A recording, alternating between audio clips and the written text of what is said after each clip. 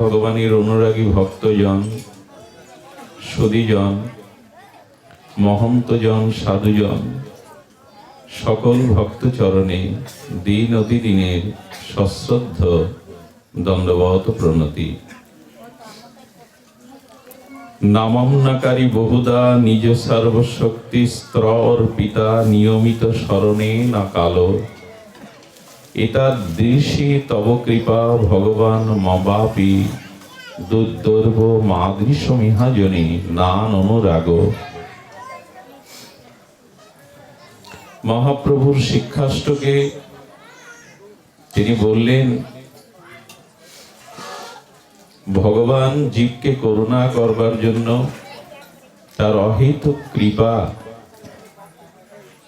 তার করুণার অবদানে তিনি বহু নাম এই জগতে অর্পণ করেছেন। এই যে ভগবান নাম, সেই ভগবানের প্রত্যেকটি নামের মধ্যে জীবের পরম মঙ্গল এবং কল্যাণ, পূর্ণ শক্তি, করুণা শক্তি অর্পণ করেছেন ভগবান। জীব যেহেতু বিভিন্ন রুচি, প্রত্যেকটি মানুষের রুচি অভিরুচি ভিন্ন ভিন্ন, এই জন্য এক অখণ্ড পরতত্ত্ব ভগবান বিভিন্ন তার নামে তিনি অভিহিত হন। ভগবান বহু না, স্বয়ং ভগবান একমেব অদ্বিতীয়। ভগবানের বহু নাম কেন তবে? বলে এক একজনের রুচি, এক একজনের অভিরুচি ভিন্ন ভিন্ন, সকলের রুচি সমান নয়। এই জন্য যার যে নামে রুচি হয়, এই জন্য ভগবান তার সর্বকরুণা শক্তি প্রত্যেকটি নামের মধ্যেই দিয়েছেন। এরকম না ভগবানের এই নামে বেশি কৃপা, গোবিন্দ নামে বেশি কৃপা, কিন্তু নারায়ণ নামে, মধুসূদন নামে কম কৃপা, এরকম না।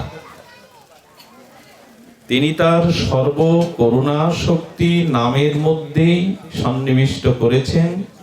বহু নাম নিয়েছেন এই জন্য যে যার যে রুচি, যার যে নামে অভিরুচি হয়, সেই নামের দ্বারাই সে চিরকল্যাণ প্রেম ভক্তি লাভ করতে পারবে।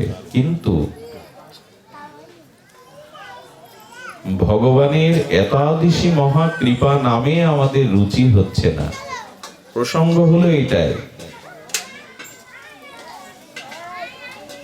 এবং অধিকন্ত ভগবান বলে দিয়েছেন, আমার প্রত্যেকটি নামের মধ্যে আমার পূর্ণ করুণা শক্তি নিহিত, এবং আমার এই নাম গ্রহণের জন্য কোনো কালাকাল সূচি অসুচি বিচার আমি তোমাদের জন্য করে গেলাম না।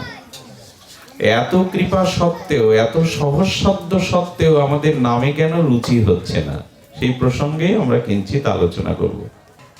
নামে কেন আমাদের রুচি হচ্ছে না। এবং বর্তমান যুগ, নিতাই চৈতন্যের যে যুগ, সেই যুগে হরিনামই আমাদের এই যুগের যুগ ধর্ম, একমাত্র যুগ ধর্ম হরিনাম। এটা কার না জানা যে নাস্তেব্য নাস্তেব্য নাস্তেব্য গতিরন্যতা, হরিনাম বিনা গতি নাই, গতি নাই, গতি নাই। তিনবার বলবার কারণ হলো ত্রিসত্য দৃঢ় করে বলছেন, গতি নাই, গতি নাই, গতি নাই। আবার এই ত্রিসত্য, নাস্তেব্য মানে সত্যের তপস্যা, এই কলিযুগে নাস্তেব্য সম্ভব না।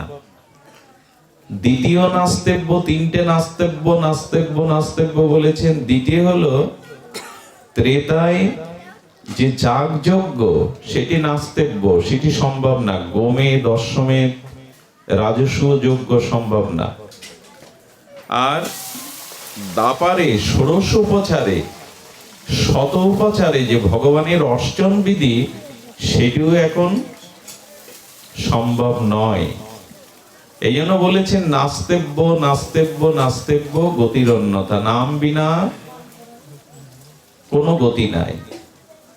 কলিকালে নাম রূপে কৃষ্ণ অবতার, আর কোন ধর্ম কইলে না হইবে পার, যদি তাই হয়। আচ্ছা দেখুন, নামের কালাকালের বিচার করেনি, আবার কি বলছেন, একবার হরিনাম যত পাপ হরে, জীবের সাধ্য নাই তত পাপ করে। তো বুঝলাম,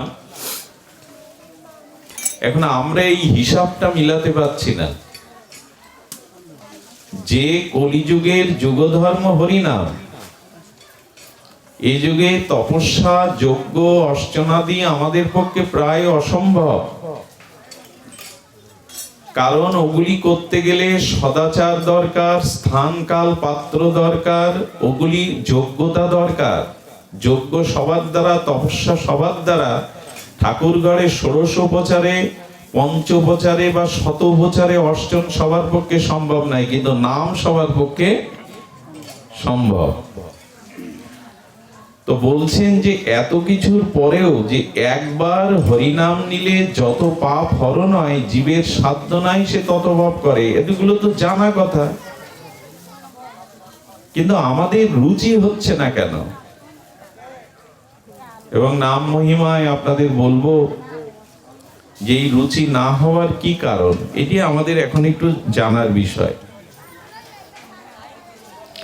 এবং ভগবানের নাম এবং ভগবান অভিন্ন, এটিও আমাদের জানা যে শ্রী ভগবান আর শ্রী ভগবানের নাম অভিন্ন, ভিন্ন নয়।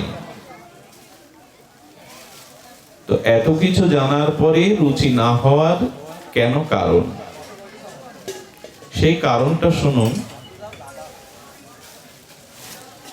সেই কারণটি হলো যে দর্পণ, মানে স্বচ্ছ দর্পণে আমাদের মুখবয়ব বা আমরা আমাদের প্রতিফলনটা দেখতে পাই।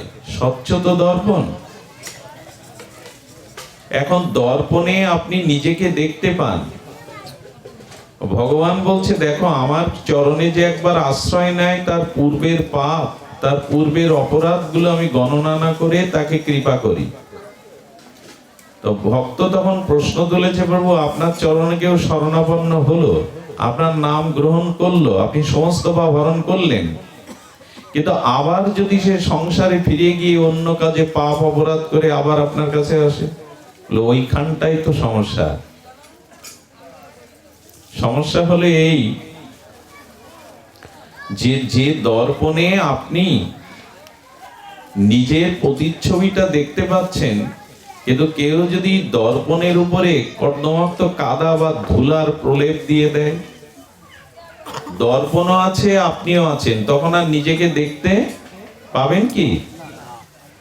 দর্পণে নিজের প্রতিচ্ছবিটা আমি দেখতে পাচ্ছি, কিন্তু কিছুক্ষণ পরে কেউ যদি দর্পণে কর্দমাক্ত কাদা বা ধুলার প্রলেপ দিয়ে দেয়, তো দর্পণও আছে, আমিও আছি, ওর মধ্যে দেখবার শক্তিও আছে, কিন্তু তখন আর দেখা যাচ্ছে না। গোবিন্দ বললেন, দেখো আমার চরণে একবার যে শরণাগতি হয়ে একবার যে হরিনাম গ্রহণ করে, তার সমস্ত পাপ অপরাধ আমি নিয়ে নিই, কিন্তু সেই জীবের হৃদয়ে যদি কোনো কপটতা বুদ্ধি এসে যায়, সরলতা পরিত্যাগ করে কোনো কপট বুদ্ধি এসে যায়, তখন সেই কপটতা রূপ, চাতুরী রূপ তার স্বচ্ছতা নষ্ট করে দেয়।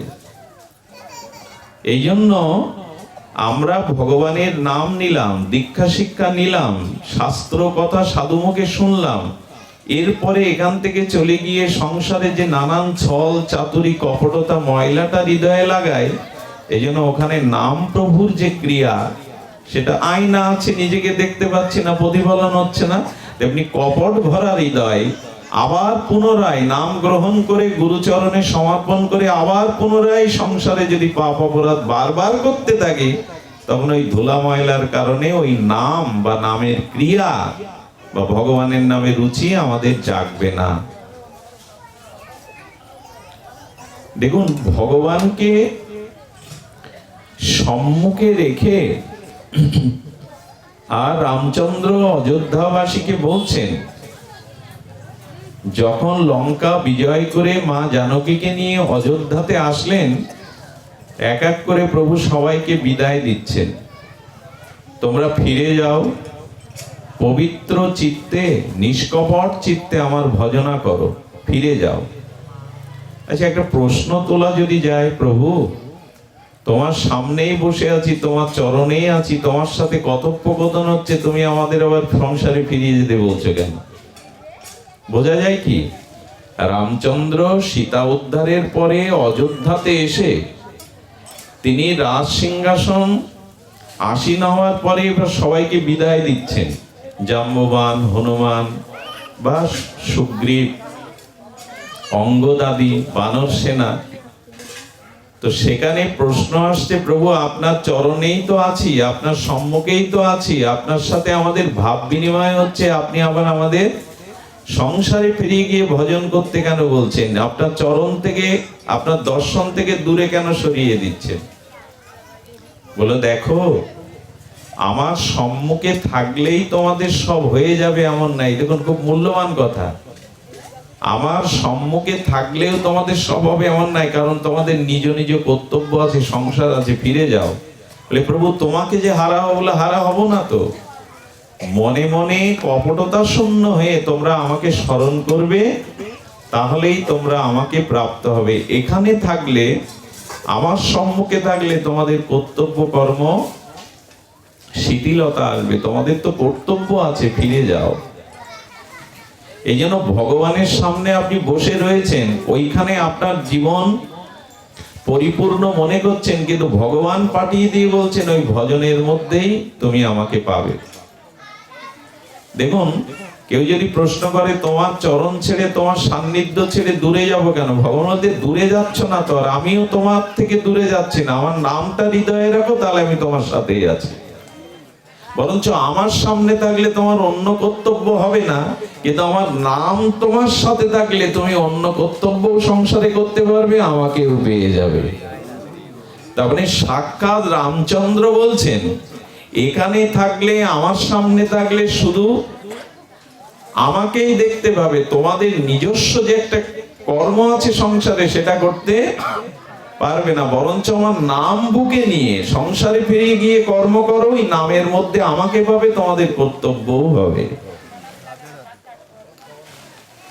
এখন আমাদের সবার পুত্র কন্যা সংসার আছে, এখন যদি ভগবান কাছে গিয়ে বলি প্রভু তোমার সামনেই বসে থাকবো, তোমার চরণ থেকে আর তো চলবে? তো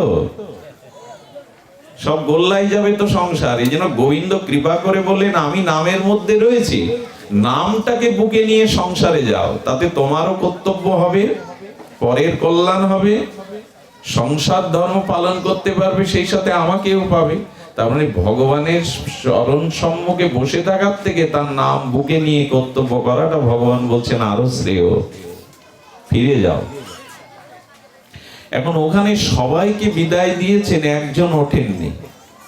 ইনি হলেন বালিপুত্র অঙ্গদ। সবাই যখন বিদায় নিচ্ছে, অঙ্গদ বসে আছে। অঙ্গদও কিছু বলছে না, প্রভু তাকে যাওয়ার জন্য দ্বিতীয়বার বলছে না। অনেকক্ষণ পরে অঙ্গদ তখন উঠে দাঁড়িয়ে বলছে, প্রভু আমাকে কৃপা করে রেখে দিন।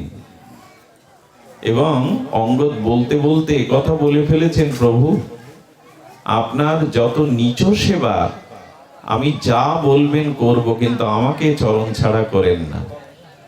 রামচন্দ্র হাসলেন এই জন্য, খুব মূল্যবান একটি কথা, যারা সেবা করেন, ভগবানের সেবা, সাধু সেবা, তারা কখনো যেন সেবা উঁচু নিচু এই ভেদ আনবেন না।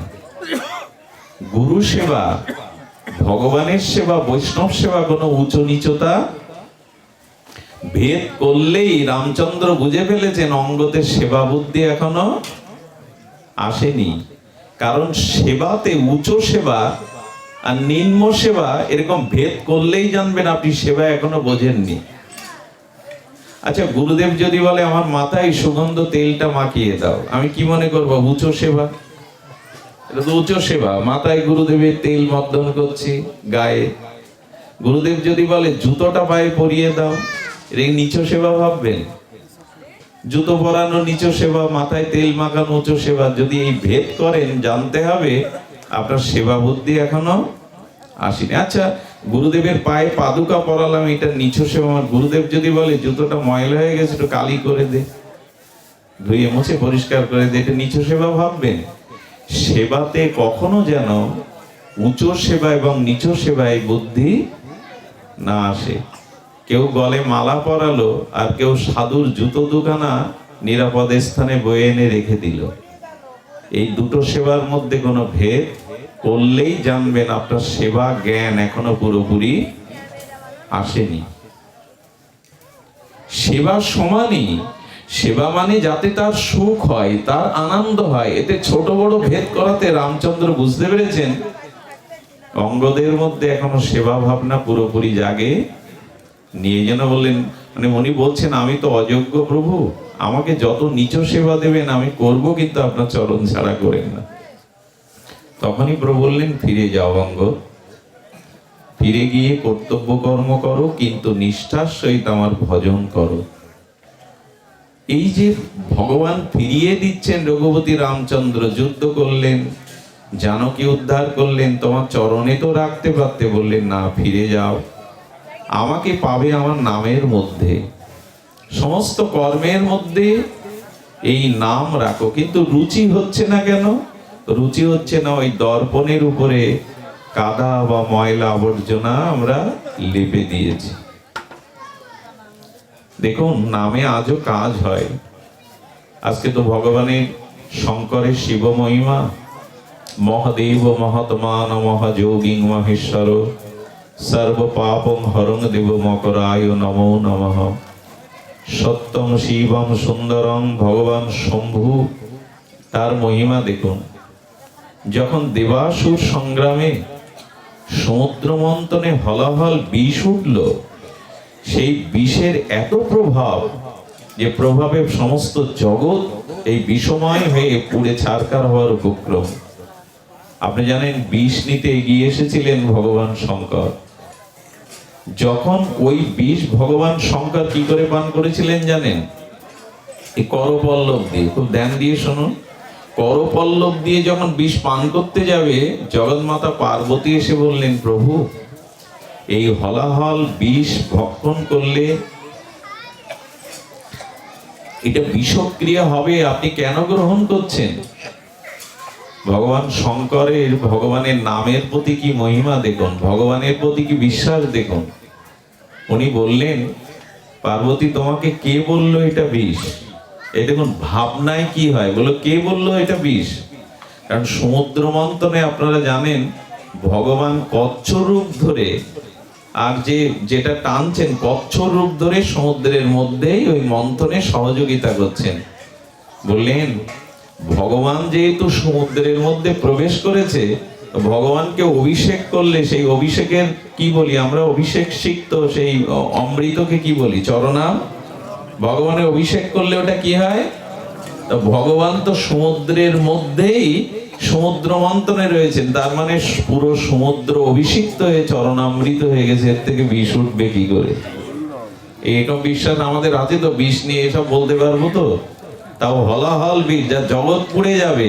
কিন্তু ভগবান শিবের অনুভূতি দেখুন।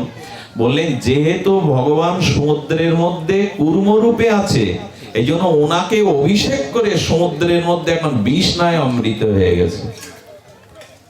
বিশ্বাস চাই তো, অবিশ্বাস থাকলে, অশ্রদ্ধা থাকলে এগুলো হয় না। তো তখন উনি কি করলেন জানেন? সেই হলাহল বিষ চরণামৃত মনে করে, আর যখন করপল্লব দিয়ে পান করলেন, আচ্ছা কি অদ্ভুত ক্রিয়া দেখুন। ভগবান শঙ্কর হলাহল বিষ পান করে কোন পর্যন্ত গেল? বিষটা কোন পর্যন্ত গেল? নীলকণ্ঠ মানে কণ্ঠ পর্যন্ত গেল। আচ্ছা ও যদি বিষ হবে তো কণ্ঠের ভেতরে, লাংসে, বুকে গেল না কেন? ওইখানে থেমে গেল কেন? অদ্ভুত কথা। দেখুন, যার হৃদয়ে ভগবানের নাম আছে, ভগবানের বিশ্বাস ভক্তি আছে, ওখানে বিষ ঢুকবে কি করে? শিব ঠাকুর কি বললেন জানেন? আমার হৃদয়ে রাম আছে আর আমি খাচ্ছি তোমার কথাই বিষ। বিষ রাম, এই কথাটা বারবার উচ্চারণ করলে শব্দটা আসবে বিশ্রাম। বলে দেখো, বিষও বিশ্রাম পায়, বিষও ক্রিয়া করতে পারে না, বিশ্রাম পায় যদি ভগবান বুকে থাকে, ভগবানের নাম বুকে থাকে। এই জন্য ওখানে বিষও বিশ্রাম নিয়েছে, ভেতরে ঢুকছে না।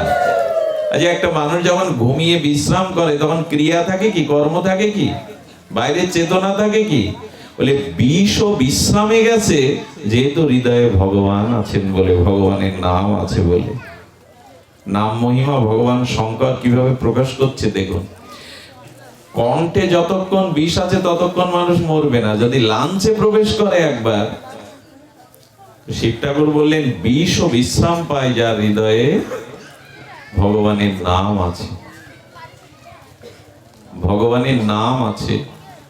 এই জন্য শাস্ত্রে বলেছেন যে ভগবানের নামটাকে বুকে নিয়ে সংসারে থাকো, তবে সেটা কপটতা ত্যাগ করে রাখো, নালে ক্রিয়া হবে না। ওই যে আয়নায় যদি আপনি ময়লা কাদা মাখিয়ে দেন তো দেখবেন কি, প্রতিচ্ছবিটা পড়বে কি? আমাদের তেমনি একটা কপটতা আর একটা ময়লা জমে গেছে। এই জন্য নামে আমাদের রুচি আসছে না, নামে রুচি আসছে না। নাহলে এগুলো ভগবানের নাম চিন্ময় দিব্য, তাতে আশ্রয় করলে পাপ কপটতা ছল এগুলি থাকার কথা না। কিন্তু আমাদের এসে গেছে তার একটি কারণ, আমরা একবার নাম নেই, নামে বিশ্বাস করি, দীক্ষা শিক্ষা নিয়েছি, অথচ কপটতাকে ত্যাগ করতে পারছি না। এই জন্য বললেন ছাড়ো রে মন কপট চাতুরী। এরপরে হরি বলে দেখো কাজ করে কিনা। কপটতা ছাড়লেই তোমার ভিতরে নাম ক্রিয়া করবে। এই কপটতা আমাদের কপাট বন্ধ করে দিয়েছে। ভগবান সরলকে ভালোবাসেন। এই কপটতা মানে কি জানেন? আমাদের ভিতরে অভিমান আছে। এই যে আমাদের ভিতরে অভিমান। আচ্ছা, সমুদ্রে কি আছে? সমুদ্রে কি আছে? জলই তো, জল তো। তো আমরা সমুদ্র বলি, কিন্তু সরাসরি জল বলি না। সমুদ্র দেখলে কি বলি জল না সমুদ্র, কোনটা বলি? জল দেখে কিন্তু নাম বলি সাগর। কি বলি? সাগর, সিন্ধু, সমুদ্র। জলের নাম নেই না, জলের রাগ হয়ে গেল। আমি তো আছি সাগরে, তো আমি আছি সিন্ধুতে, তো আমি আছি, কিন্তু জল বলে না কেউ, আমারই মূল্যায়ন করে না, সব বলে সাগর সিন্ধু। আমাদের দশা। অমুকের এত সম্মান, অমুক মালা পাবে, আমারে কেউ সম্মান করে না। এই যে সম্মান পাওয়ার আকাঙ্ক্ষা বা এই নিজের ভিতরে যে অভিমান, এতে কি করলো জানেন? জল তখন বললো আমি আলাদা হয়ে যাব সাগর থেকে, সমুদ্র থেকে। দেখুন, মানুষ যেখানে সম্মান পায় না বা অপরের থেকে কম সম্মান পায়, ওই স্থান সে চায় না। জল বললো আমি আছি বলেই তো তুমি সাগর, আমি না থাকলে কে তোমাকে সিন্ধু সাগর বলবে? আমরা অভিমান করি, নিজের ধন অর্থ বিদ্যা রূপ এর অভিমান করি। জল তখন কি করলো? অভিমান করে বাষ্প আকারে সূর্যের কিরণে আকাশে উঠলো। বলে এইবার আরে তুমি নিচে পড়ে থাকো, এই দেখো আমি আকাশে উঠেছি। মাঝে মাঝে আমাদের অভিমান, আমাদের ভিতরে গর্ব অপরে উপরে তুলে দেয় বটে। ভালো বক্তা আমি, ভালো নামি আমি, ভালো গায়ক, উপরে উঠলাম বটে, কিন্তু জল বাষ্প হয়ে মেঘ হয়ে উপরে উঠে দেখছেন আমি তো এখানে স্থির থাকতে পারছি না। কারণ মেঘ কি স্থির থাকে? মেঘকে বাতাসে হেলে দুলে এখানে সেখানে নিয়ে যাচ্ছে বলে এখানে তো স্থির নয়। এরপরে আবার কি করলো জানেন? ওই জল যে অভিমান করে উপরে উঠে গেছিল নিজের বড়ত্বে, ওই জল বৃষ্টি হয়ে নর্দমায় পড়লো। ওই জল বৃষ্টি হয়ে দূষিত মাটিতে পড়ে তখন কি হবে? জলগুলো নর্দমায় পড়লে, ড্রেনে পড়লে আর দূষিত মাটিতে পড়লে, তখন ওই সমুদ্রের জল যা শুদ্ধ ছিল, মেঘের জল যা শুদ্ধ বলে নিজেকে গর্ব করে যে আমি এখন আকাশে তুমি নিচে, এখন পড়লো কোথায়? দূষিত হয়ে গেল।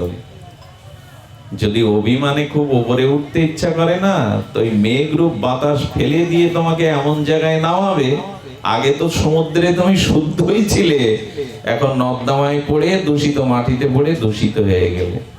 এই জন্য কপটতা, নিজের ভিতরে মান অভিমান এগুলো থাকলে একসময় পড়ে যেতে। কি অপূর্ব দৃষ্টান্ত! সমুদ্রের জল তো সহজে দূষিত হয় না, কিন্তু উপরে ওঠার ইচ্ছা হলো, আমার নাম কেউ করে না, যেন আকাশে যাও। আকাশে গিয়ে লাভটা হলো কি? দূষিত জায়গায় তো পড়লে, ওই যে দূষিত মাটিতে পড়ে তুমি নষ্ট হয়ে গেলে। এই দয়া করে অভিমান, এ দেখুন হনুমানকে কেন জগতের অন্যতম শ্রেষ্ঠ ভক্ত বলা হয়? কারণ স্বয়ং শঙ্কর, স্বয়ং শিবই হনুমান রূপে প্রভু সেবার জন্য এসেছিলেন, কিন্তু কোনোদিন হনুমানের চিত্তে অভিমান বা অহংকার আসেনি। সুগ্রীব রাজ্য নিয়ে নিল কিষ্কিন্ধার, বিভীষণ রাজ্য নিয়ে নিল, কিন্তু হনুমান সব করলই তো হনুমান, কিন্তু হনুমান প্রভুর চরণ ছাড়া আর কিছু চায়নি। বলে দেখো হনুমানের তো পাওয়ার কথা ছিল সবই, কিন্তু হনুমান চিরদিন প্রভুর চরণে পড়ে সেবা করতে লাগলো, কিছুই চায়নি। এখন আমাদের জীবনে এই যে অভিমান, বড়ত্ব, গর্ব, ছল চাতুরি, এইগুলো ক্রিয়া হচ্ছে না। নাম হচ্ছে, হরিকথা হচ্ছে, ক্রিয়া হচ্ছে না। অভিমানে উপরে উঠছে আর পড়ে যাচ্ছে। সমুদ্রে ছিলি তো ভালোই ছিলি বাবা, তো দূষণ হতো না, পচা জলে মিশতে হতো না। আকাশে উঠে হলো কি, লাভলি তো সেই জায়গায়।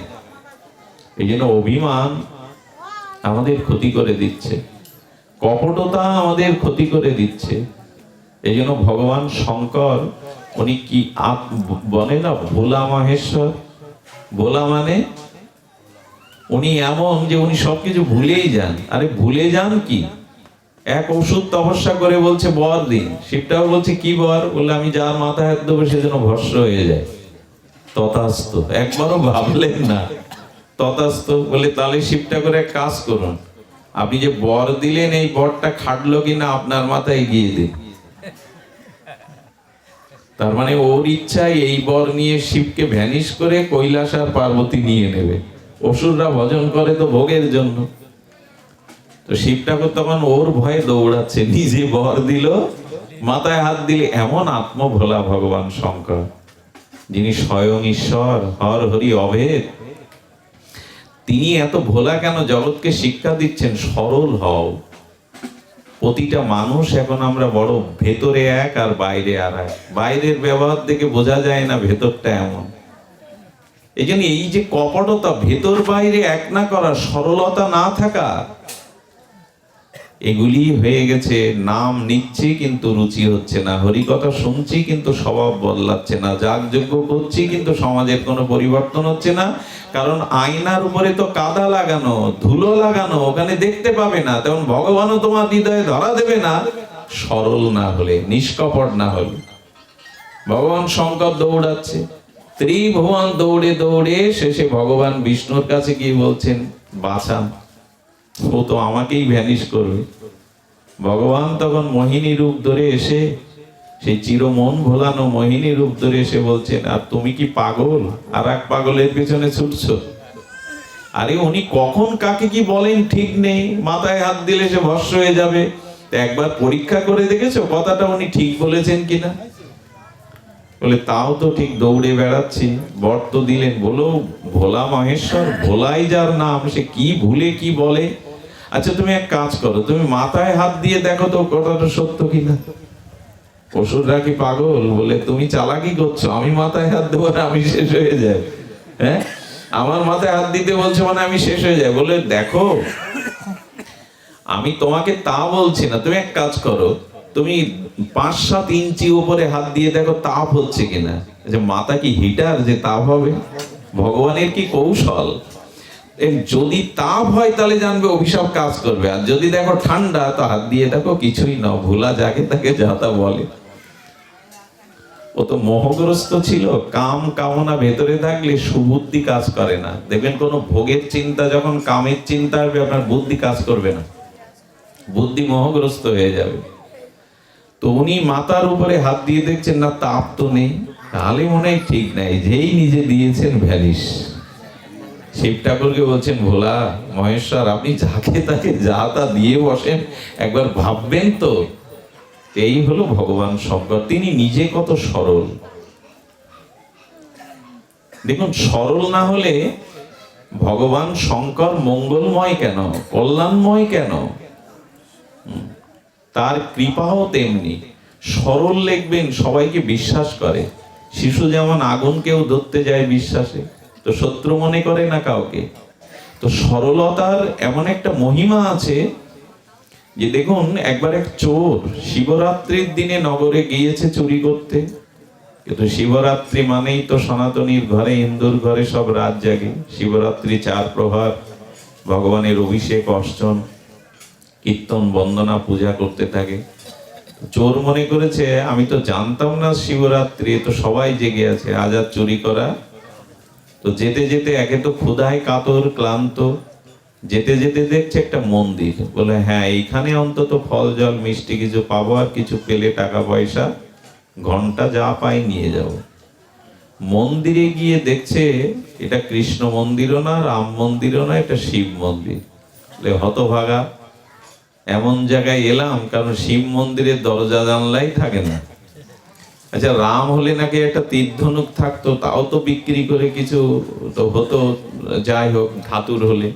কৃষ্ণ হলে হাতে একটা বাঁশি থাকতো, মুকুট থাকতো, এ ব্যাটার তো কিছুই নেই। শিবলিঙ্গের বা কি থাকবে, এই ব্যাটার তো কিছুই নেই। আসলাম তাও ঘুরে ঘুরে ওই সব শিবের মাথায় দিয়ে গেছে, এটা ওটা, গিয়ে দেখে ধুদ্রর ফল। বলে এ খেলে তো খাওয়ার বস্তুও না, একে যা দেয় সবই উল্টো পাল্টা। ও তখন মন্দিরে একটু বিশ্রাম নিতে গিয়ে দেখে শিবের মানে বিগ্রহের উপরে একটা ঘন্টা টানানো আছে। বলে এইটাই তো, একেবারে যে কিছু নেই তা না, ঘন্টাটাই খুলে নিয়ে যায়। চোর মনে করে ঘন্টা হাত দিতে যাচ্ছে, কিন্তু হাতে পাচ্ছে না। হঠাৎ মনে করেছে তাই তো, সেই বিগ্রহের উপরেই পা দিয়ে পারি না, এর উপর পা না দিলে এখানে মই পাবো কোথায়। ও সরল প্রাণে শিবের মস্তকের উপরে পা দিয়ে যেই ঘন্টা ধরেছে, ঘন্টা বেজে উঠেছে, সঙ্গে সঙ্গে শঙ্কর প্রকট হয়ে গেছে। শঙ্কর প্রকট হওয়ার পরে বলছে ভূত না তো, পা দিলাম অপরাধে, ভূত প্রেত আসলো না তো। বলে ভয় নেই, আমি ভগবান শঙ্কর। বলে তুমি প্রকট হলে, তোমার উপরে পা তুলে দিলাম, শরীর তুলে দিলাম। বলে ওই জন্য তো প্রকট হলাম। সবাই বিল্লপত্র দিয়ে গেছে, ডাবের জল, দুধ দিয়ে গেছে, তুই তো নিজেকেই তুলে দিলি আমার উপরে, তুই তো নিজেকেই আমার উপরে তুলে দিলি। হ্যাঁ, দেখুন, আপনি একটা ধূপকাঠি দিলেন, একটু মিষ্টান্ন দিলেন, ফল দিলেন, ভগবান বললেন ওগুলোর আমার অভাব, তুই নিজেকেই দে না আমাকে। তো ও তো পুরোপুরি তুলে দিয়েছে, একবার শিবের মাথার উপরে নিচে তুলে দিয়েছে। বলে এই জন্য তো আমি প্রকট হলাম, যা বর চেয়ে নে। ঠাকুর তোমার এত করুণা, অন্য দেবতা হলেই তো প্রোপ করতো, তোমার উপরে তুলে দিলাম। কিন্তু ভগবান শঙ্কর মনে করলেন না, ও তো আমাকেই দিয়ে দিয়েছে। এই জন্য সরল হতে হবে। বর্তমান সমাজ বলি, পরিবার বলি, এই সরলতার অভাবে আর কপট শূন্যতা না হলে ভগবানের কৃপা হয় না। আমি অনেকদিন আগে একটা ঘটনা আপনাদের শুনিয়েছিলাম, আবারও শোনায়। দেখুন সরলতার কি মহিমা। এক ব্যক্তি ছোটবেলা থেকে রঘুনাথ তথা রামচন্দ্রের ভক্ত ছিল। উনি ছিলেন পাটনি, মানে যারা খেয়া পারাপার করে। এখন তো নদী মরে যাচ্ছে, এই পাটনি, এইসব শব্দগুলো এখন উঠে যাচ্ছে। পাটনি কাকে বলে বর্তমান প্রজন্মের ছেলে মেয়েরা না বুঝালে বুঝবে না যে পাটনি কাকে বলে। তো উনি ওই খেয়া পারাপার করেন। কেউ কিছু জিজ্ঞাসা করলে লেখাপড়া না জানা গ্রামের এই সরল ব্যক্তিটি বলে যান, সব রঘুনাথ জানে, আমার যা কিছু সব রঘুনাথের হাতে, রঘুনাথ যা করে তাই। ওই যে কিছু কিছু মানুষ এমন আছে সরল প্রাণে বলে আমার রঘুনাথ যা করে, এই করতে করতে ছোটবেলা থেকে ওই অভ্যাসী হয়ে গেছে। কিন্তু মেয়ের বিবাহ যোগ্য হয়ে গেল। এই পাটনি কতই বা অর্থ করি পায় খেয়া পারাপারি করে। দুটো ছেলে এসে বলল মহাজনের কাছ থেকে 20,000 টাকা সুদে নিয়ে এসো, আমরা দুই ভাই আর তুমি খেটে খুটে 2 বছর সময় নিয়ে এসো, আমরা ও ঋণ শোধ করে দেব সুদ আসলে। মেয়ের বিবাহ হয়ে গেল, 20,000 টাকা স্টাম্পে লিখে নিয়ে আসলো। সত্য ঘটনা শুনুন তো। 2 বছর খেটে খুটে তারা সুদ আসলে যখন দিতে গেছে, তখন দেওয়ার পরে উনি খাতা বের করে বলছেন সই করুন, টাকা শোধ করলেন, এই জমা করা হয়েছে, সই করুন। তখন বলছে আমি তো সই জানি না। বলি তুমি তো সাক্ষীও আনোনি, তুমি যে দিচ্ছ সাক্ষী নিয়ে, বললো সব আমার রঘুনাথ জানে, আমার রাম জানে। কিছু মানুষ এরকম আছে না সরল লোক, বলছে আমার রঘুনাথ জানে। তখন ওই মহাজনের মাথায় পাপ বুদ্ধি এসে গেছে, সব যখন রঘুনাথ জানে তখন একে ঠকানো সহজ হবে। উনি টাকাটা জমা করেননি, মূল খাতায় জমা না করে উনি বলছেন ঠিক আছে, পরিশোধ হয়ে গেল। 1 সপ্তাহ পরে উনি কোর্টে কেস করেছেন যে সময় অতিবাহিত হয়ে গেছে, উনি টাকা পরিশোধ, এই টাকা পাও না। তো কোর্ট থেকে নোটিশ এসছে। উনি বিকালে বা সন্ধ্যার দিকে রাম মন্দিরে গিয়ে বসে বসে রঘুনাথের নাম জপ করতেন, ভগবানের নাম জপ করতেন।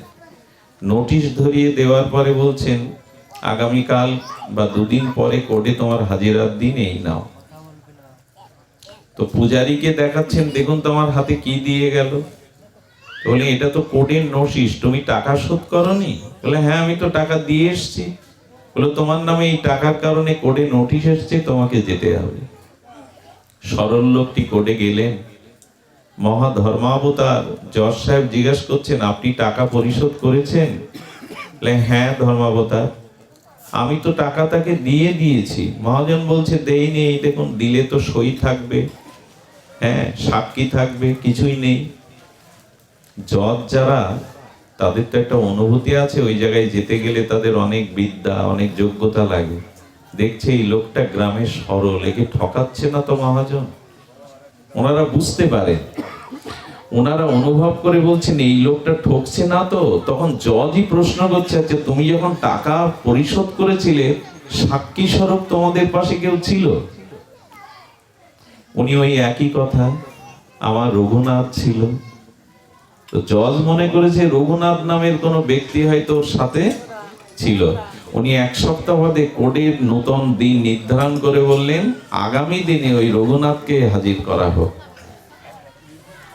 জজ রঘুনাথ বলতে বুঝেছেন ওনার সাথে কোনো ব্যক্তির নাম। হঠাৎ করে জজ এগ্লাস থেকে নেবে এক পেশকারকে বলছেন আমি খরচ দিচ্ছি, জানতো লোকটা বড় সরল, ও পারবে কিনা সাক্ষীকে আনতে, আপনি ওই রঘুনাথের খোঁজ করে ওর গ্রামে কিছু খরচ দিয়ে আসুন, নোটিশটা ধরিয়ে দিয়ে আসুন যে জজ সাহেব আপনাকে হাজির হতে বলেছে। এখন আগামীকাল কোর্ট।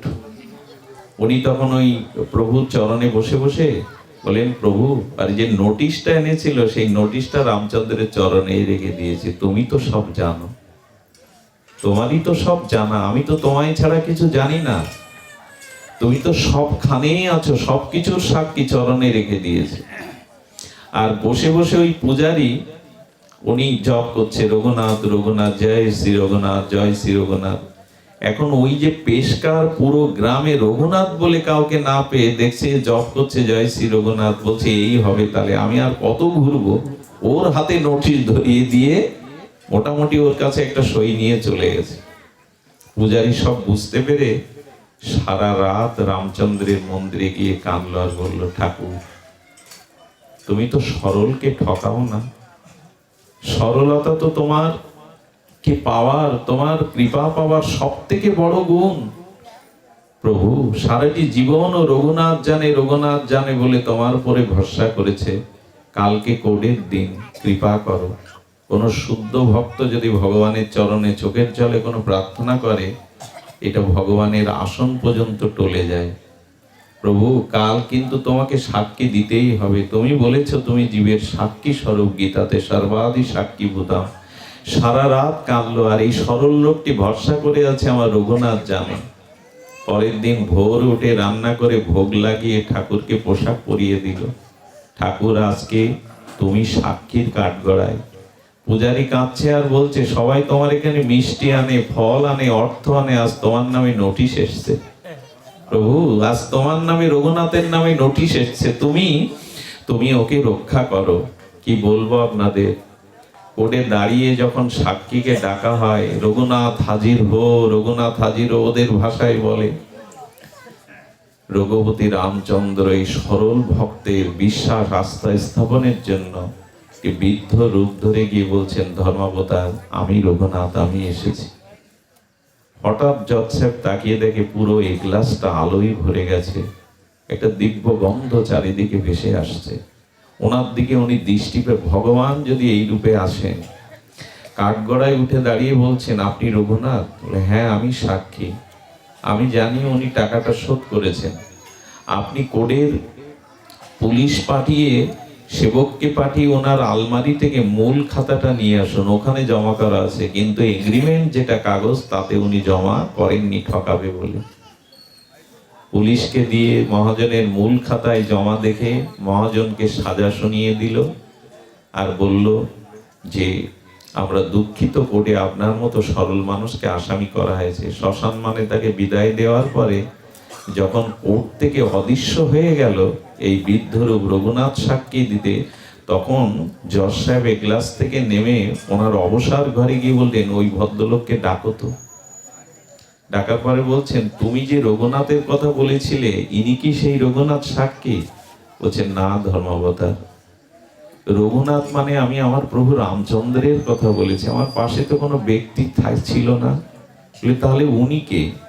হবে হয়তো আমার রঘুনাথ কৃপা করতে এসেছিল, আমার তো কোনো বিদ্যা বুদ্ধি নাই, আমার তো কোনো জনবল অর্থবল নাই, হয়তো উনি আসবে। যখনই শুনলেন আমি ওনাকে চিনি না, জজ তো অনুভবিত, রাত্রে স্বপ্নেতেই বললেন, জজ সাহেব আমার সরল ভক্তের রক্ষার জন্য আজ আমি তোমার কাঠগড়ায় সাক্ষী দিতে হাত জোর করে উঠেছিলাম।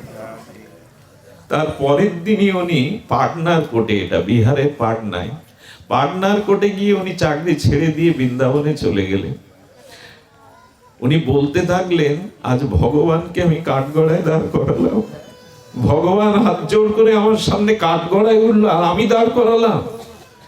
উনি এত বড় চাকরি ছেড়ে, জজগিরি ছেড়ে বৃন্দাবনে গিয়ে, এটা বেশি দিন আগের ঘটনা না, ওনাকে তবে কি বলে ডাকতো জানেন? বৃন্দাবনে ওনাকে ডাকতো জজ সাধু।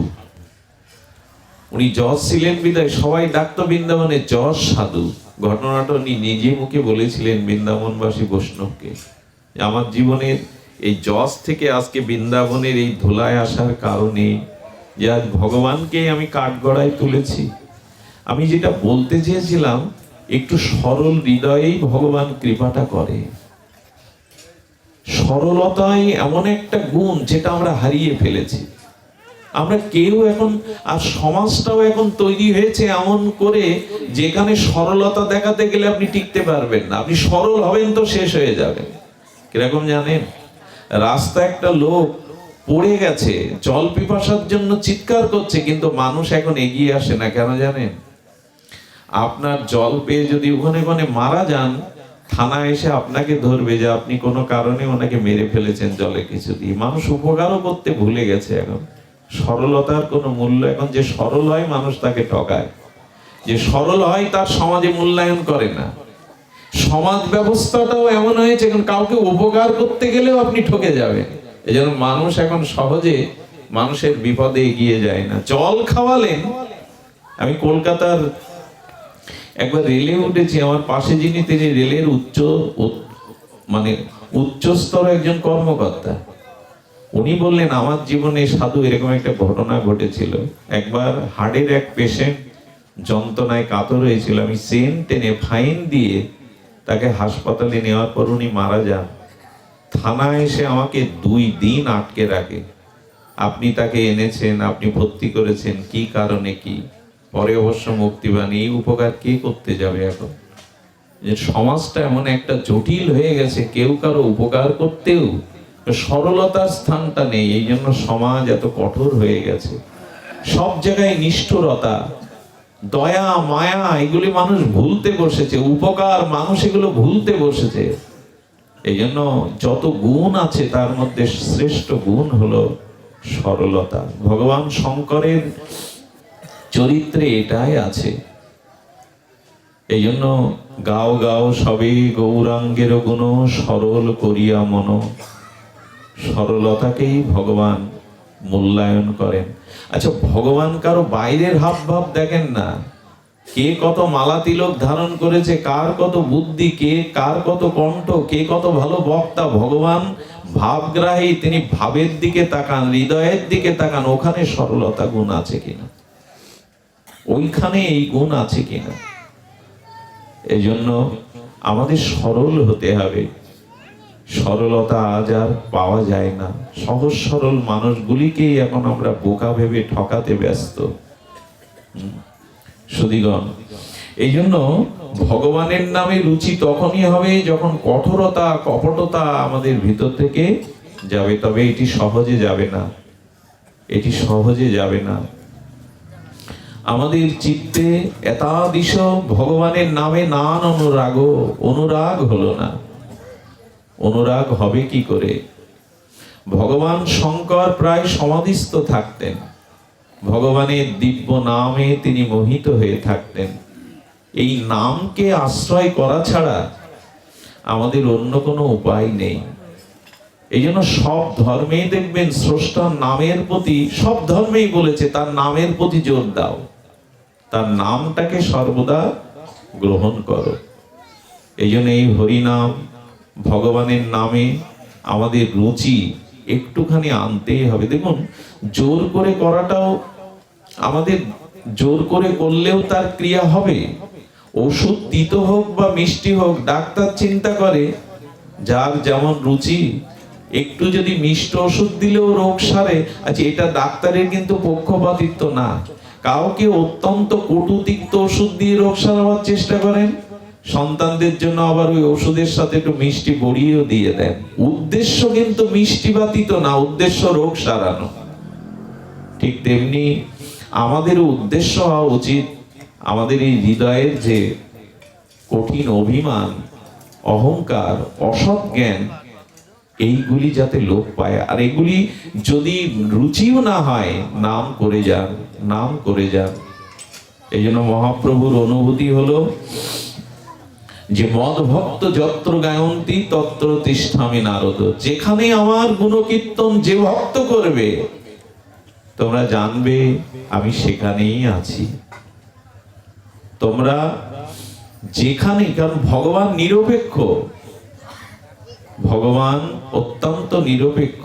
দেখুন, বালিকে বধ করলেন, বালি বধের আগে বালি কি বলেছিলেন জানেন? তারাকে, তার স্ত্রীকে, খুব ধ্যান দিয়ে শুনতে হবে কথাটা, খুব সিদ্ধান্তের কথা। বালিকে তার স্ত্রী বলছে, তুমি কার সাথে যুদ্ধে যাচ্ছ?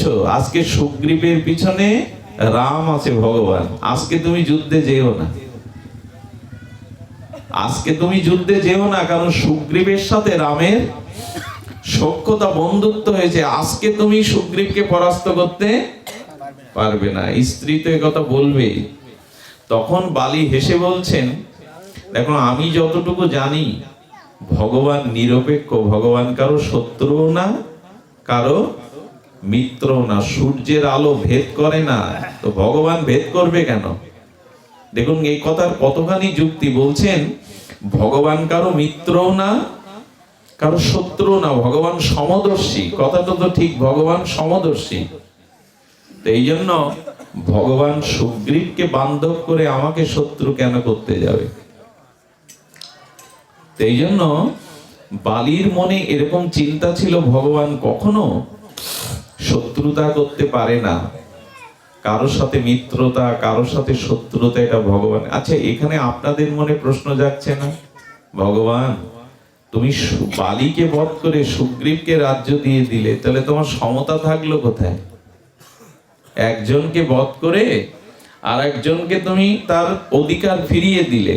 দেখুন, এখানে বুঝবার জিনিস হলো ভগবানের এখানে সমতা আছে, সমতাকে তিনি হারাননি।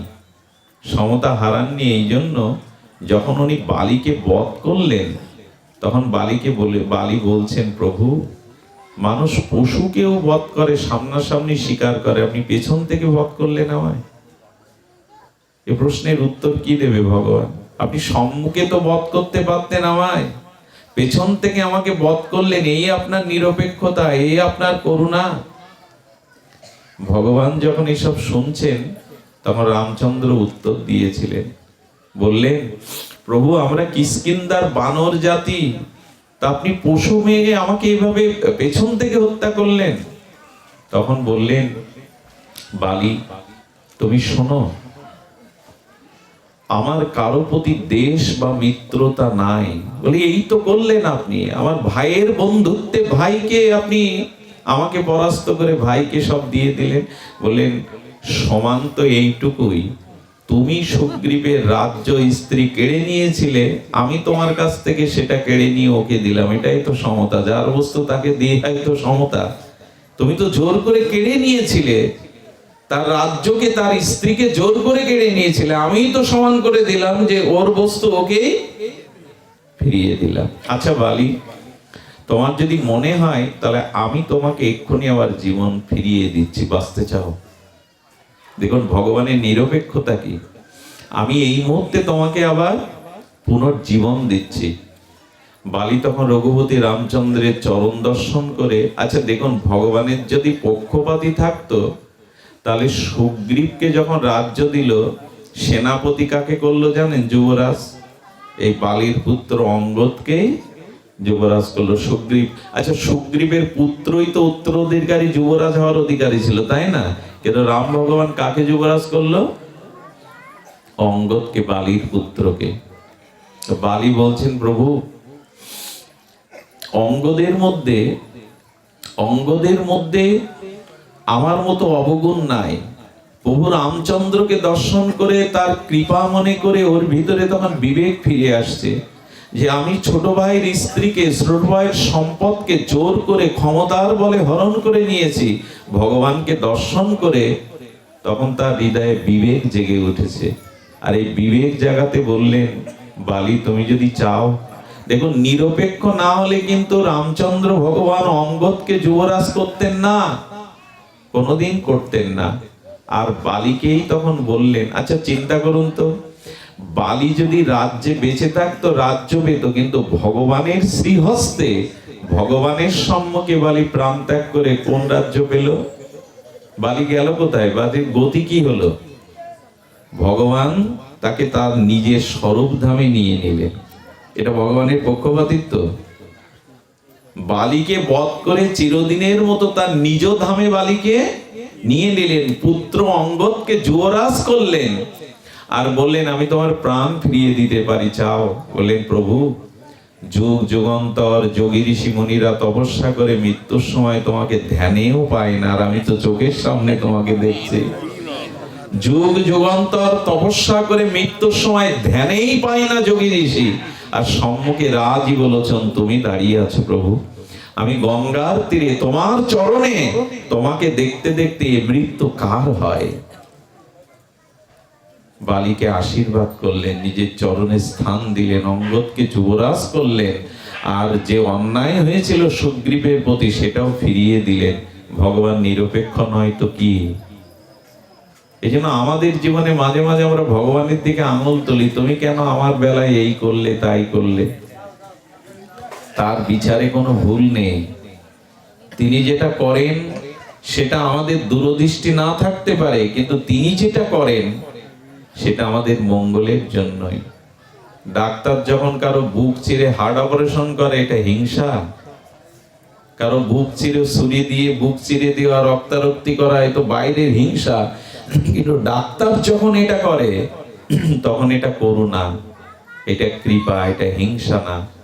তো ভগবান আমাদের জীবনে যা করছেন তার পেছনে কোনো একটা মঙ্গল কারণ আছে, এটা ভেবে নিলে মনে শান্তি আসবে। বিনা কারণে কিছু হয় না জগতে। কোনো কার্য হতে গেলে তার পেছনে কারণ লাগে। আচ্ছা এই যে আমার গায়ের উন্নি বস্ত্রটা, এর কারণ তো সুতা। সুতা ছাড়া কাপড় হবে? কোনো কারণ ছাড়া জগতে কোনো কার্য সংগঠিত হয় না। তো কারণেরও কারণ ভগবানের দিকে যদি কারো দৃষ্টি থাকে, সরল প্রাণে যদি তার দিকে দৃষ্টি থাকে, তো জানবেন আমাদের জীবনে যা কিছু ঘটছে তার পেছনে কোনো না কোনো মঙ্গল আছে। তবে হ্যাঁ, এই ঠকার পরে, কষ্ট পাওয়ার পরে যদি শিক্ষা না নিয়ে আবার সেই ভুল করি, তাহলে কিন্তু আর ক্ষমা হবে না। এখন দেখুন, বিভীষণ যখন আশ্রয় নিল রামের চরণে, বললেন প্রভু ও যদি কালকে রাগ করতো, ওরা যদি আপনার চরণে শরণাগত করে আবার ওর জগতে, পাপ জগতে ফিরে যায়। রামচন্দ্র কি বলেছিলেন জানেন?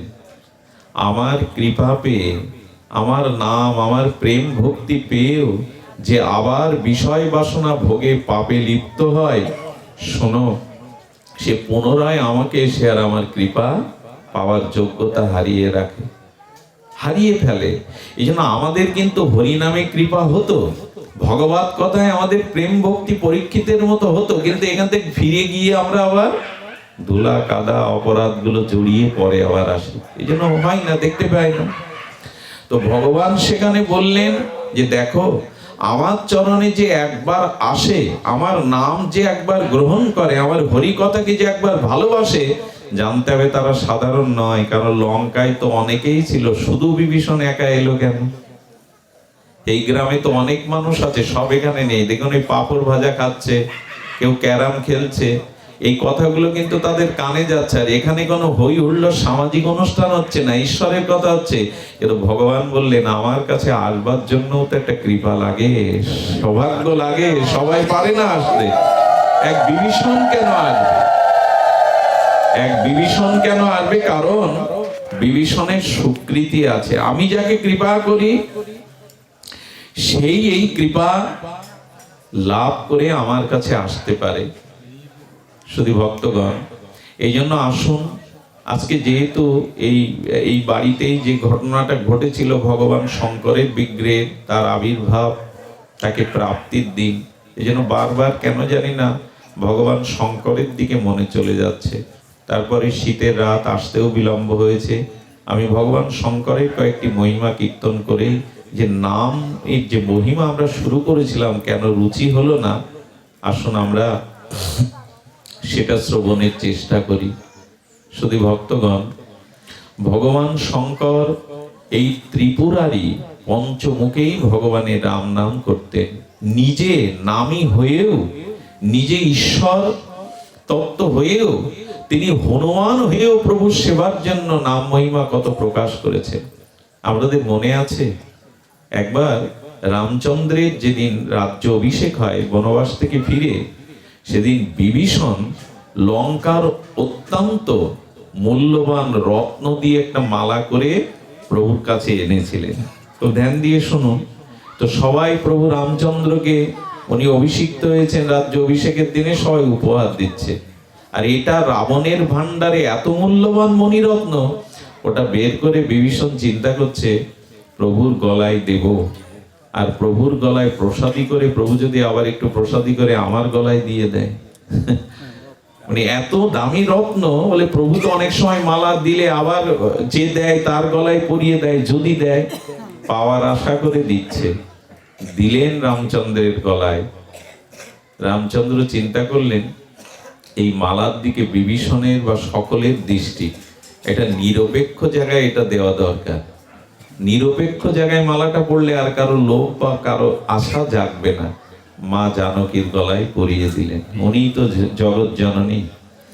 যখনও দিয়েছেন তখন অন্যদেরও, যদি মাও তো মালা অন্যের গলে দিয়ে দেয়, সবাই মনে করছে মা ভালোবাসে বড় হনুমানকে, হয়তো হনুমানের গলায় দিয়ে দেবে। মা দেখছেন প্রভু যখন আমাকে দিল কোনো কারণ আছে, আমার গলায় রাখাও ঠিক হবে না, ভক্তই তো সমাধান, হনুমানের গলায় পরিয়ে দিলেন। বিভীষণের তো ভেতরে ভেতরে একটু রাগ হতে লাগলো। হ্যাঁ, হনুমানের গলায় শেষ পর্যন্ত মালা গেল। এই রত্ন, মহারত্ন, মণিরত্ন। আপনারা এর পরের ঘটনা সবাই জানেন, 8 থেকে 80 যারা আছেন জানেন, হনুমান এই মালাটা দেখছে। হ্যাঁ, মালাটা যখন দেখছে, দেখার পরে দেখলে শুকছে। শোকার পরে ওই মালার যে মণিটা, ওইটা চিবিয়ে চিবিয়ে ভেঙে ভেঙে ওর মধ্যে জিহ্বাই দিয়ে চুষছে। এই শুকলো, দেখলো, জিভে আস্বাদন করে সেই মালাগুলো ছিঁড়ে মেরে মোটামুটি ফেলে দিল দূরে। বিভীষণের এত রাগ হলো, এত মূল্যবান বানর তো পশু জাতীয়, আর এর মূল্য কি বুঝবে। বিভীষণের এই কথাটা হনুমানের কানে গিয়ে বলল, বিভীষণজি, আপনি যা ভাবছেন তা নয়। আমি বানর হতে পারি, প্রভুর চরণের দাস। আমি কেন মালাটা ছুঁড়ে ফেললাম আপনি শুনুন আমার কাছে। দেখুন, এই হনুমান প্রভুর চরণ কৃপায় এইটুকু অনুভব করেছে। সে অনুভব হলো আপনার কাছে এটা পৃথিবীর অন্যতম শ্রেষ্ঠ মণিরত্ন, মূল্যবান। কিন্তু আমি দেখলাম এতে আমার প্রভুর নাম আছে কোথাও কিনা। যখন দেখলাম নাম নেই, তখন দেখলাম প্রভুর প্রসাদী গন্ধ এর মধ্যে আছে কিনা, তাও দেখিনি। কারণ প্রভু তো ওটা ওভাবে স্বীকার করেনি। বিভীষণের মনে ইচ্ছা ছিল প্রভু যদি খুলে আবার আমার গলায় দিয়ে দেয়। দেওয়াটা তো যথাযথ হয়নি। প্রভু মনে মনে ওটা গ্রহণ করেননি, এই জন্য প্রভুর প্রসাদী গন্ধও নেই। আর চিবিয়ে দেখলাম ওর মধ্যে প্রভুর নাম আছে কিনা। শুনে রাখুন বিভীষণ মহারাজ, যাতে প্রভুর নাম নাই, যাতে প্রভুর প্রসাদী গন্ধ নাই, সে বস্তু আপনাদের কাছে মূল্যবান হতে পারে, হনুমানের কাছে তার কানা কড়িও মূল্য নেই। যাতে আমার ভগবানের নাম, আমার ভগবানের মহিমা যাতে নেই, তাতে কানা কড়িও মূল্য নেই। দেখুন, আমরা এখানে মনুষ্য রূপে সবাই আছি, আমারও দেহ, আপনারও দুটো চোখ, কান, নাক, মুখ, দেহ, কিন্তু যার হৃদয়ে ভগবত ভক্তি নেই, ভজন নেই, ভগবানের অনুভূতি নেই, আকারে দুইজন সমান হলে কি হবে? আমি আপনার থেকে অনেক নিচু, কারণ আমার হৃদয়ে আপনার মতো ভগবানের কোনো স্থানই নেই। আকারে হলে কি হবে? সে শরীর মূল্যবান নয় যে শরীরে ভগবত চিন্তন, ভগবত নাম, ভগবত ভক্তি নেই। হনুমান বললেন, কানা কড়িও মূল্য নাই, যে বস্তুতে আমার প্রভুর নাম গন্ধ নাই, হনুমান সে বস্তু কখনো ধারণ করে না। বিভীষণ তখন সুযোগ পেয়ে গেছে। বিভীষণ তো বোকা না, বললেন, তাহলে তোমার শরীরে নাম নাম আছে তো, তুমি শরীরটা ধারণ করে বেঁচে আছো। হনুমান তখন সেদিন জানিয়েছিলেন, আমার লোমের দিকে তাকিয়ে দেখুন। বিভীষণ দেখছেন প্রতিটি লোমকূপের মধ্যেই প্রভুর রাম নাম অঙ্কিত হয়ে আছে। প্রতিটি লোমের মধ্যেই হনুমান অনুরোধিত হয়, প্রতিটি লোমকূপের মধ্যে ভগবানের দিব্য নাম ধ্বনিত হয়। মাঝে প্রয়াগ তীর্থে যাচ্ছিলেন এক মহান আচার্য। একটা যুবক সন্ন্যাসী বললেন, বাবা, এই বোঝকাটা আপনার যা কিছু আছে একটু মাথায় দিন না, একটু সেবা করার সুযোগ দিন না। বলে, নেবে তুমি তো, চলো। উনি বটবৃক্ষের ছায় ঘুমিয়ে পড়েছেন। যেই ঘুমিয়ে পড়েছেন, দেখছেন ওনার নাক দিয়ে নাম প্রকাশ হচ্ছে। কথাগুলো যারা সব সময় নামের মধ্যে থাকে, তার সমস্ত ইন্দ্রিয় দিয়ে নাম ধ্বনিত হয়। তো নাক দিয়ে, নিঃশ্বাস দিয়ে হরিনাম স্পষ্ট শুনছেন উনি। উনি বললেন, আমার জীবন আজ ধন্য, এরকম নামনিষ্ঠ মহাপুরুষের আমি সেবা করার সুযোগ পেয়েছি। উনি যখন উঠেছেন, তখন ওনার বলবার জন্য ব্যস্ত, বাবা, আপনি এত নামী মহাপুরুষ, আপনার নাসিকা দিয়েই তো ভগবানের নাম ধ্বনিত হচ্ছে, মুখ দিয়ে মানুষের নাম হতে চায় না, আপনার নিঃশ্বাস প্রশ্বাসে ভগবানের নাম হচ্ছে। সঙ্গে সঙ্গে বক্সাটা হাত থেকে নিয়ে বলে, বেরো, মুখ দেখাবি না। কেন বললে জানেন? এই কথাই তো চারিদিকে এখন ছড়িয়ে দেবে, আর আমাকে নিয়ে টানাটানি শুরু করবে। যারা শুদ্ধ ভজনশীল তারা নিজের প্রচার চান না, এতে ভজনের ক্ষতি হয়ে যাবে। এই জন্য বললেন, মুখ দেখাবে না। হ্যাঁ, তুমি আমার নাক দিয়ে নাম শুনতে পেয়েছো? কোথায় অদ্ভুত এইসব বস্তু বলে বেড়াবে, চলে যাও। বলো, আমি এত আগ্রহ নিয়ে বললাম, কোথায় বললে আমার উপর প্রশংসা করবেন যে ওনার নাক দিয়েও নাম বেরোচ্ছে। এখন প্রকৃত সাধু কখনো সম্মানের কাঙাল। ওনাকে তাড়িয়ে দিলেন, কিন্তু 2 দিন বাদে প্রয়াগ তীর্থে যখন তাকে দেখলেন, কাছে ডেকে এত আশীর্বাদ করলেন, মাথায় হাত বুলিয়ে কানে কানে বললেন, কাউকে বলো না। ওই সময় তোমাকে তাড়িয়ে দেওয়ার কারণ হলো, বললে তুমি চারিদিকে আমাকে ছড়িয়ে দিতে, কাউকে বলো না। তো নিঃশ্বাস দিয়েও নাম বেরোয়। এরা এত নাম করেছে, এদের চিত্তে এত নাম। হনুমান রাম সীতাকে বুকে দেখাবে কেন? লোমকূপে দেখাবে কেন? আরে একবার অর্জুন শুয়ে আছে, তো অর্জুনের ঘরে গিয়ে দেখা গেল অর্জুনের লোমকূপ থেকে, নিঃশ্বাস থেকে কৃষ্ণ কৃষ্ণ কৃষ্ণ এই শব্দ ভেসে আসছে। একবার বৃন্দাবনে হাল চাষ করতে গিয়ে একটা বড় কঙ্কাল পাওয়া গেল, বুকের কিছু পাঁজরের হাড়। অবাক হয়ে কৃষক দেখলো সেই পাঁজরের হাড়েই হরে কৃষ্ণ নাম লেখা। বৃন্দাবনবাসী বৈষ্ণবদের কাছে নিয়ে গিয়ে বললেন, এত নাম করেছেন উনি, নাম এত ভালোবেসেছেন, ওনার হৃদয়ে নাম অঙ্কিত হয়ে গেছে হাড়ের মধ্যে। সব কথাগুলো কি শুধু শুনবো? খাওয়া দাওয়া ভোগ বিলাস সংসার করে কাটিয়ে গেলাম, ভগবানের নাম রুচি হলো না, হরিকথাতে রুচি হলো না, তো আমাদের হবেটা কি? এই জন্য হনুমানজি ভগবান শঙ্করের স্বরূপে এসেছিলেন নাম মহিমা জানানোর জন্য, নাম মহিমা প্রকাশের জন্য। রাম নামেই তো পাথর ভাসে। রাম স্বয়ং পাথর ভাসাতে পারেনি, রাম নাম লিখে দিলেই তবে পাথর ভেসেছিল। প্রভু বললেন, এই জন্য আমার থেকে আমার নামকে বেশি শ্রদ্ধা করো, আমার থেকে আমার নামকে বেশি অনুরাগ আনো নামের প্রতি, তাহলেই নাম প্রভু কৃপা করবেন। তার সব থেকে বড় প্রমাণ হরিদাস ঠাকুর। দেখুন, বর্তমান যুগে যদি ভজন বাঁচাতে হয়, নিজেকে বাঁচাতে হয়, ব্রহ্মা পর্যন্ত তিনি তিনি নিজেকে নিয়ন্ত্রণ করতে পারেননি, নিজেকে দমন করতে পারেননি, কিন্তু সেই ব্রহ্মা হরিদাস হয়ে যখন নামাশ্রয় নিল, তখন লক্ষ্যহীরাকে কেন মায়া দেবীকেও শোধন করে নিল। যে মায়া ব্রহ্মাকেও পরাস্ত করতে পারে, সেই মায়া দেবী হরিদাসের শিষ্য হয়ে গেল। প্রভু, 3টে দিন আমার ভাগ্য হয়েছিল মাঝে ফুলিয়ায় পাঠ করতে যাওয়ার, সেই গুফাটা এখনো আছে, যে সাপটা যেখানে বসে ঠাকুরের নাম শুনতেন। তো সেই ফুলিয়াতেই গঙ্গার তীরে পূর্ণিমার জ্যোৎস্না রাতে মায়া দেবী অপরূপ মোহিনী রূপ ধরে ঠাকুর হরিদাসকে ভোলাবার জন্য 3টে দিন নুপুরের ধ্বনি তুলে সামনে হেঁটেছিল। হরিদাসের চিত্তে একবারও বিগলিত হয়নি, নিষ্ঠা হারায়নি। এজন্য বলেছিল, ঠাকুর আজ আমাকে শিষ্য করে এই হরি নাম দাও, যে হরি নামে ব্রহ্মাও পরাস্ত, অথচ তোমার মন টলেনি। এই নাম আর কবে রুচি হবে আমাদের? এই নাম আমাদের কবে আর এমনি অনুরাগ আসবে? তাই অনুরোধ করছি, সামনের দিনগুলি, বর্তমান সময় আমাদের হিংসা, বিদ্বেষ, অভাব, অনটন আর চারিদিকে শুধু মলিনতা, এই অন্ধকারে একমাত্র আলো হলো ভগবানের নামকে গ্রহণ করা। এই নামে আমাদের রুচি হোক, এই নামই আমাদের আশ্রয় হোক। আমি পূর্বেই বলেছিলাম শুরুতে যে ভগবান শঙ্কর এই নামের মহিমায় একটা জিনিস অর্জন করেছেন। এটা আজকে অনুষ্ঠানে একটি সার সিদ্ধান্ত, সেটি হলো, লক্ষ্য করুন। আচ্ছা, ভগবান শিবের কপালে কি দিয়ে বেরোয় এখান থেকে আজ্ঞাচক্রে? অগ্নি। উনি কামকে পুড়িয়ে দিলেন। আজ্ঞাচক্রেতে তপতেজে অগ্নি বেরোয়। তা ভগবান শিবের ললাটে আজ্ঞাচক্রে আছে অগ্নি, আর মাথায় আছে গঙ্গা। আগুন আর জল একসাথে থাকে? থাকে কি বাবা? কিন্তু ভগবান শঙ্কর বললেন, এই জীবনটা আগুনের তাপও আছে, আবার জলের শীতলতাও আছে। দুটোকেই নাও, একটা নিতে যেও না। সুখটাকে নাও, দুঃখটাকেও নাও, তাপটাকেও নাও, আবার গঙ্গার শীতলতাকেও নাও। তো বলছেন ভগবান তুমি একসাথে ধারণ করেছো। আবার লক্ষ্য করুন, ভগবান শিবের উপরে চন্দ্রশেখর নাম, অর্ধচন্দ্র আছে, চাঁদ আছে। তো চাঁদ থেকে কি ঝরে? সুধা ঝরে। ওই যে ওর স্নিগ্ধ জ্যোৎস্না কিরণ না, ওতে সুধা আছে, শীতল করে দেয়।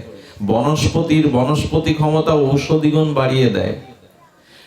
এবং মায়েদের গর্ভে সন্তান থাকাকালীন শুক্লপক্ষে সন্তানের বৃদ্ধি পায়, কারণ ও বনস্পতির কাজ করে। ঔষধি গুণ ওই স্নিগ্ধ মানুষের গায়ে লাগালে দেখবেন স্নিগ্ধতা, শীতলতা আসে। এই জন্য চাঁদের আর এক নাম সুধাকর। ওর থেকে অমৃত বা সুধা ঝরে জ্যোৎস্নার দ্বারা। তো ভগবানের কণ্ঠে আছে বিষ, আর মাথায় আছে অমৃত। আগুন আর জল একসাথে, আর অমৃত আর বিষ কি সংকেত দিচ্ছে ভগবান শিব? সংকেত দিচ্ছে তোমার জীবনে যেমন অমৃতও আছে, আনন্দও আছে, আবার দুঃখ, জরা, ব্যাধি, বিষও তোমার জীবনে আছে কর্মফলে। দুটোকেই ধারণ করতে শেখো, একটাকে নিতে যেও না, পারবে না। দুটোকেই নিতে শেখো। দেখুন, সম্মানটা আমাদের ভালো লাগে, অপমানটা, কিন্তু গীতায় ভগবান বলেছেন দুটোই নিতে শেখো যদি শান্তি পেতে চাও। শুধু মান ভালো লাগে, অপমান ভালো লাগে না। বলো ঠাকুর অপমান চাই কে? অপমান কেউ চাই? বলো অপমানটাও খুব আমাদের জীবনে, অপমানের খুব দরকার। কেন জানেন? কোন মানুষের চরিত্র সংশোধনে আপনি 100 বার উপদেশ দিলেও চরিত্র সংশোধন হবে না।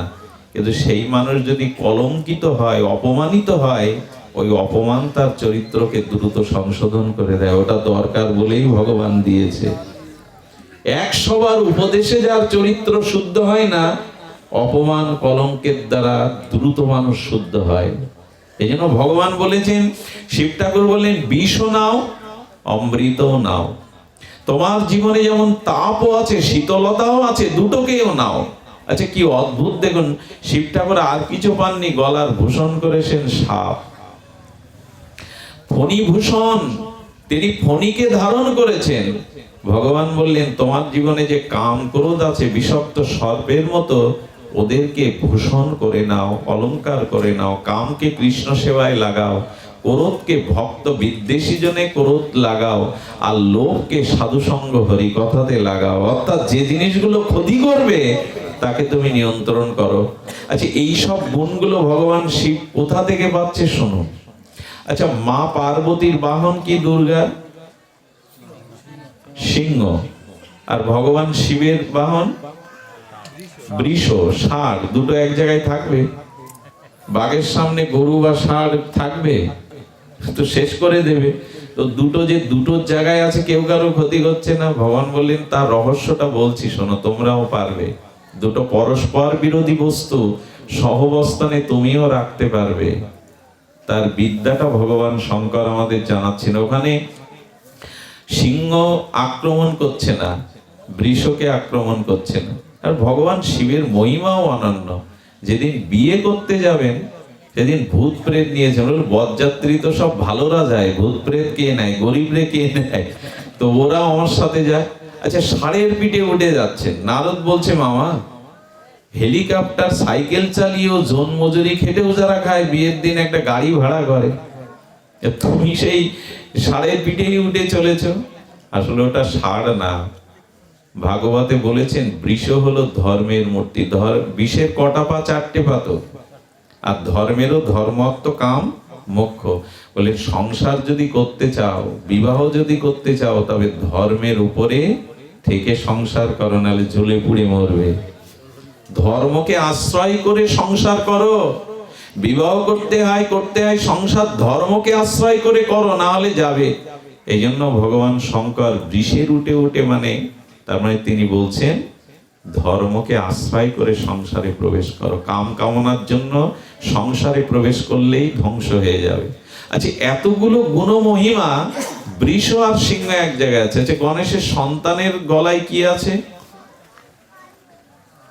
ওনার গলায় সর্প আছে। আর গণেশের বাহন কি? ইঁদুর আর সব একসাথে থাকবে? বলেন এখানে আছে যে কেউ কারোর ক্ষতি করছে না।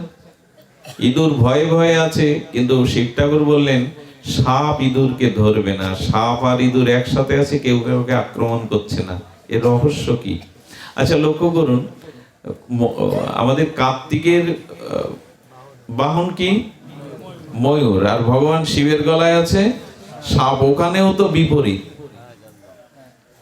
ময়ূর একবার ভাবছে নিচে নাও, কিন্তু ক্ষতি কেউ কারো করতে পারছে না। বলে সন্তান আছে, স্ত্রী আছে, ভগবান তোমার এত কিছু প্রতিকূল অবস্থা আছে, কৈলাসে আছো, কেউ কারোর ক্ষতি করছে না। এই বিদ্যাটা কি?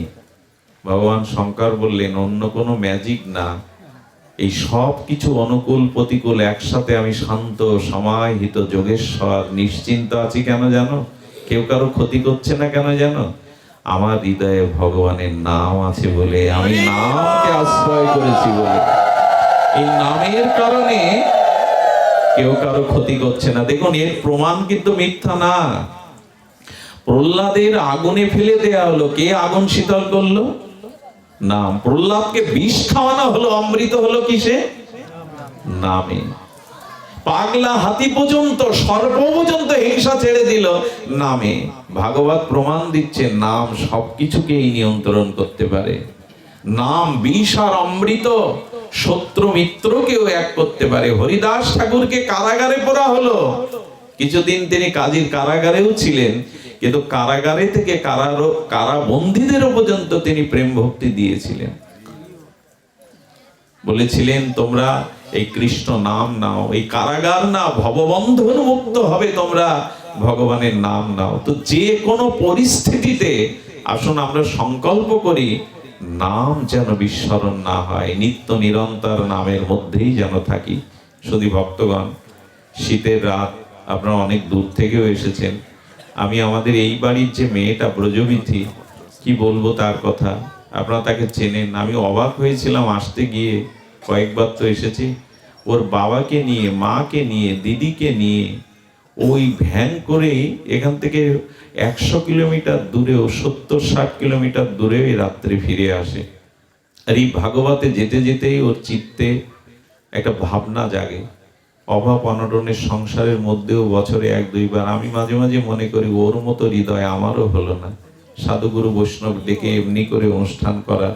আমি গ্রামবাসীকে বলবো, প্রদীপের নিচে অন্ধকার দেখায়, দূরে আলোটা ছড়িয়ে পড়ে। এই যে পলাশ গাছের তুলো যখন পাকে দেখবেন ওর গোড়াতে একটাও তুলো পড়ে না, বাতাসে উড়ে গিয়ে ফুলটা ফোটে এক জায়গায় কিন্তু তার গন্ধটা অনেক দূরে সরে যায়। গ্রামে সাধুকে মানুষ মূল্যায়ন করে না, দূরের মানুষই তাকে মূল্যায়ন করে। তো এত কথা বলছি, ওরা ডেকে এনেছে পাঠ দিচ্ছে বলে না, দিচ্ছে এই কারণে হয়তো আপনাদের চোখে তাদের অনেক দোষ ত্রুটি ধরা পড়বে গ্রামবাসী, কিন্তু একটা অনুরোধ করি, অনেকেই গ্রামের আছেন, একটা গ্রামে সেই গ্রামের মাটিতে যখন কোনো শুদ্ধ ভক্তের চরণ ধুলি পড়ে, ওই মাটিতে হরিনামের এই বাতাসে হরিনাম যতদূর যায় হরিকথা ততদূর কোনো অভিশাপ অমঙ্গল পৌঁছাতে পারে না।